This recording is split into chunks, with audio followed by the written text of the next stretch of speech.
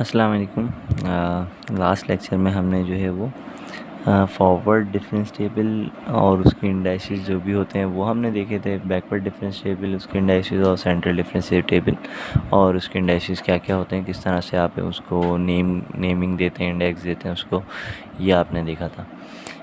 कुछ चीज़ें हैं जो और देख लें कि टेबल बनाते वक्त हमने देखा था कि अगर आपके पास डाटा पॉइंट अवेलेबल हैं तो आप टेबल किस तरीके से बनाएंगे। मे बी फॉर एग्ज़ाम्पल कि अगर आपके पास डाटा पॉइंट अवेलेबल ना हो लेकिन आपको कुछ इस तरीके से बता दिया जाए कि like if x is equals two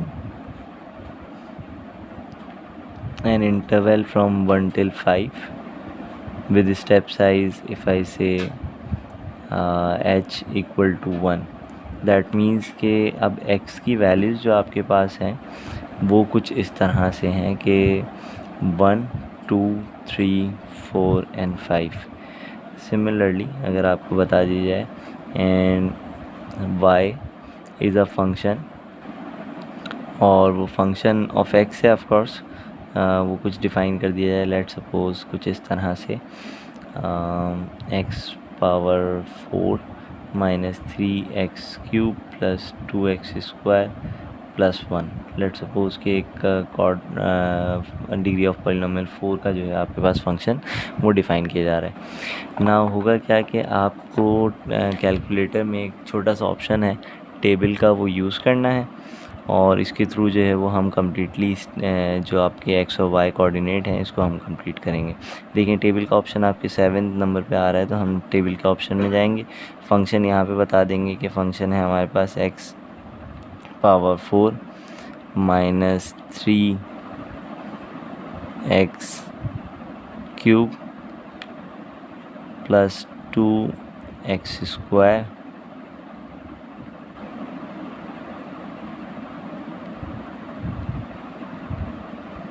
plus 1। ठीक है, आपने फंक्शन बता दिया। वो पूछ रहा है स्टार्ट कहाँ से करना है। You have to started with the value of x as 1 and now the end value of the x is 5. Similarly it's asking about the step size, so step size is 1 here. so आपके पास देखेंगे ये function पूरा इस तरह से corresponding values जो है वो आपके पास बनी हुई आ गई कि 1 पर जो है वो आंसर 1 है y का, और 2 पर जो है वो आंसर अगेन 1 है। सिमिलरली 3 पे जो है वो आंसर आपके पास 19 है। इसके बाद 4 पे आपके पास है 97 और 5 पे है 301। तो अब क्या करना है आपको कि अगर ये तमाम कॉरस्पॉन्डिंग वैल्यूज़ आ गई तो आप डिफरेंस टेबल आराम से बना सकते हैं। यहाँ पे लेट सपोज़ कि हम फॉरवर्ड डिफरेंस टेबल बना रहे हैं, तो फॉरवर्ड डिफरेंस टेबल के अंदर सिंबल जो है वो आपका सिंपल डेल्टा होगा। बैकवर्ड डिफरेंस टेबल में भी देखें कुछ भी हो सकता है, फॉरवर्ड डिफरेंस टेबल हो, बैकवर्ड डिफरेंस टेबल हो या कोई सा भी हो। चलें हम इसको फॉरवर्ड डिफरेंस नहीं कहते हैं, हम इसको कहते हैं कि ये फर्स्ट डिफरेंस है। तो फर्स्ट डिफरेंस जो है वो आपका क्या होगा कि 1 माइनस 1 जो है 0 हो जाएगा, 19 माइनस 1 18, 97 माइनस 19 जो है आपके पास हो जाएगा 78 एंड 301 माइनस 97 हो जाएगा आपके पास टोटल 204। ठीक है, तो these are the first differences. Now calculating the second differences. Second differences for these values will be 18 minus 0 is 18, 78 minus 18 will be 60. Similarly 204 minus 74, so ये हो जाएगा आपके पास 78, सॉरी ये हो जाएगा 126। Similarly थर्ड डिफरेंस आपके पास क्या हो जाएगा, थर्ड डिफरेंस आपके पास आ जाएगा 60 माइनस 18, दैट मीन्स के फाइनल आंसर आपके पास आ रहा है 42 एंड 126 माइनस 60 करेंगे तो आपके पास आंसर आ रहा है 66। ना फोर्थ डिफरेंस जो है वो आप यहाँ पे कैलकुलेट कर लेंगे। जब 66 माइनस 42 करेंगे तो आपके पास फाइनल आंसर आ जाएगा 24। ठीक है, तो हम जानते हैं कि हमें फॉरवर्ड डिफरेंस टेबल अगर हमें बनाना हो तो फॉरवर्ड डिफरेंस टेबल की जो वैल्यूज़ हैं वो फ्रंट डायगनल में होंगी, यानी ये वाली वैल्यूज़ होंगी। थोड़ी सी मैं इसको हाईलाइट कर रहा हूँ इस तरह से। बैकवर्ड डिफरेंस में जो है आपके पास वैल्यूज़ ये वाली होंगी और सेंट्रल के अंदर तो आपको मालूम है कि जो भी वैल्यूज़ होती हैं वो हम उसी तरीके से लेते हैं। तो बेसिकली अगर मैं कहूँ del y naught forward difference table की वैल्यूज़ तो हो जाएंगी 0। इसी तरीके से डेल स्क्वायर वाई नॉट आपके पास हो जाएगा 18। इसी तरह से डेल क्यूब वाई नॉट आपके पास हो जाएगा 42 और डेल 4 वाई नॉट हो जाएगा आपके पास 24। ना ज़रा देखें कि एक पॉलिनोमियल में जो कि इक्वली स्पेस्ड डाटा यानी कि equally space values of x के लिए हमने वाई की कॉरस्पॉन्डिंग वैल्यूज़ देखी और पॉलिनोमियल आपके डिग्री 4 का था। उस डिग्री 4 के पॉलिनोमियल के रिस्पेक्ट से अगर आप गौर करें कि लास्ट वैल्यू कुछ 24 आ रही है। अच्छा, इसमें अगर लेट सपोज़ मुझे ये तो डिस्क्रीट डाटा है, ज़ाहिर है हमने डिस्क्रीट डाटा के रिस्पेक्ट से डिफरेंस टेबल जो है वो बनाया है यहाँ पर, बट लेकिन यहाँ पे इफ़ आई से कि you just have to take the derivative of this polynomial. So for this polynomial the first order derivative will be 4x cube minus 9x square plus 4x. The second order derivative will be 12x square minus 18x plus 4. The third order derivative will be 24x minus 18. Similarly the fourth order derivative will be 24 only, and of course the fifth order derivative will be 0. Now you can see है कि अगर मेरे पास एक value भी और होती, late suppose अगर मैं यहाँ पे कहता कि x की एक और कॉरस्पॉन्डिंग वैल्यू है 6, यानी सेम वही फंक्शन है लेकिन 6 के लिए भी जो है वो मैं यहाँ पे ऐड कर रहा हूँ एक वैल्यू, सिर्फ और सिर्फ 6 वैल्यू। तो देखें होगा क्या, ज़रा एक चीज़ यहाँ पे समझिएगा। लेकिन 6 की क्योंकि कॉरस्पॉन्डिंग वैल्यू हमने टेबल के थ्रू जो है वो वैल्यूएट नहीं करी थी तो मैं सेपरेटली वैल्यूएट कर लेता हूँ। यानी आपको क्या करना है कि 6 पावर 4 आपने लिखी पहले कैलकुलेटर में, देन -3 इंटू ये हो जाएगा 6 क्यूब प्लस 2 इंटू 6 स्क्वायर और फिर उसके बाद आपके पास है +1। तो एक वैल्यू आपके पास आ गई 721।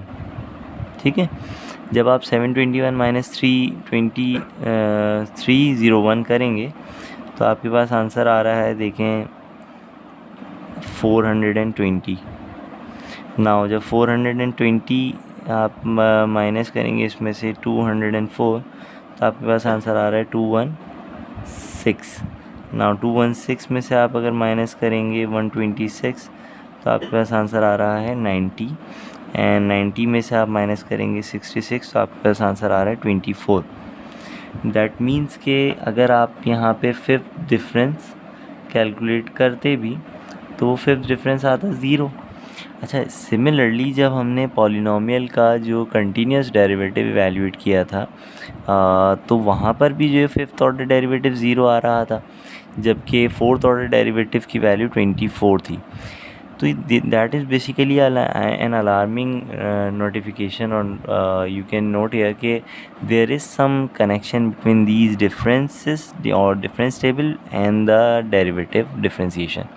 तो यही चीज़ जो है वो बेसिकली कनेक्ट करती है हमारे डिफरेंस टेबल को डिफरेंशिएशन से। इसमें बस एक चीज़ का ध्यान रखिएगा कि this is only possible for the equally space data if it's evaluated for polynomial. ठीक है ना, अगर पॉलिनोमियल के लिए काम हो रहा है तो ठीक है, ये जो है आपके पास आप इवैल्यूएट इसे इसी तरीके से कर सकते हैं। यानी वहाँ पर जो है वो आपको मालूम है कि अगर फोर्थ डिग्री पॉलिनोमियल है तो fifth order difference will be 0।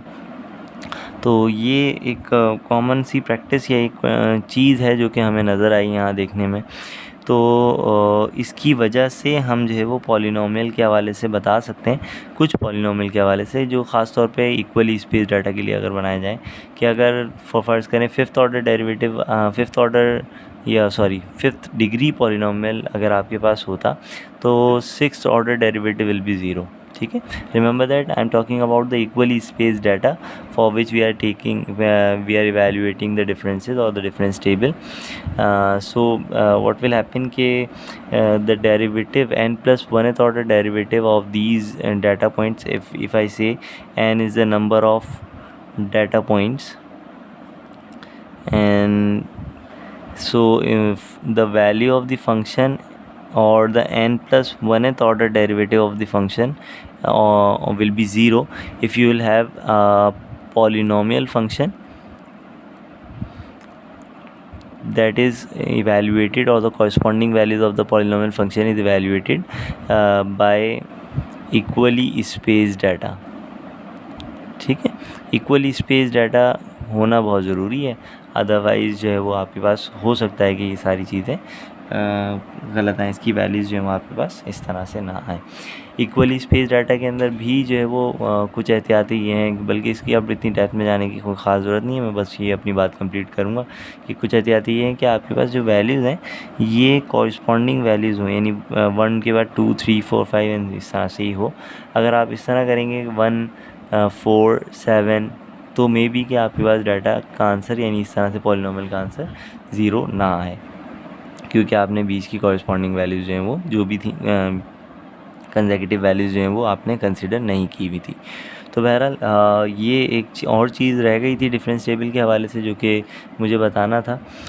Next lecture, ये लेक्चर थोड़ा छोटा सा है, लेकिन रीज़न ये है कि नेक्स्ट लेक्चर क्योंकि टॉपिक चेंज हो जाएगा थोड़ा सा, तो इसीलिए जो है वो हम उसको उसी टॉपिक के रिस्पेक्ट से जो है कवर करेंगे. तो नेक्स्ट लेक्चर में आप लोग जो है वो न्यूटन्स फॉरवर्ड डिफरेंशिएशन देखेंगे और इसी तरीके से न्यूटन बैकवर्ड डिफरेंशिएशन भी देखेंगे. उसकी डेरिवेशन है, छोटी सी डेरिवेशन है, थोड़ी सी वर्किंग ज़्यादा है लेकिन है छोटी सी डेरिवेशन, तो वो हम देखेंगे. और उसके बाद जो है वो आपके पास सेंट्रल डिफरेंशिएशन की भी एक डेरिवेशन, और फिर हम एग्जांपल्स करके न्यूमेरिकल डिफरेंशिएशन का टॉपिक कंप्लीट कर लेंगे. होपफुली कि इस लेक्चर में जो आपको कनेक्शन में समझाना चाह रहा था पॉलिनोमियल के हवाले से वो आपको समझ में आया हो. जहन में रखिएगा, मैं जस्ट इसमें जो भी बात कर रहा हूँ वो पॉलिनोमियल के रिस्पेक्ट से है. पॉलिनोमियल फंक्शन अगर आपके पास नहीं होगा तो फिर यानी ट्रिग्नोमेट्रिक या ट्रांसेंडेंटल फंक्शन अगर होगा तो उसमें ऐसा नहीं होगा. ठीक है, थैंक यू सो मच, अल्लाह हाफ़िज़.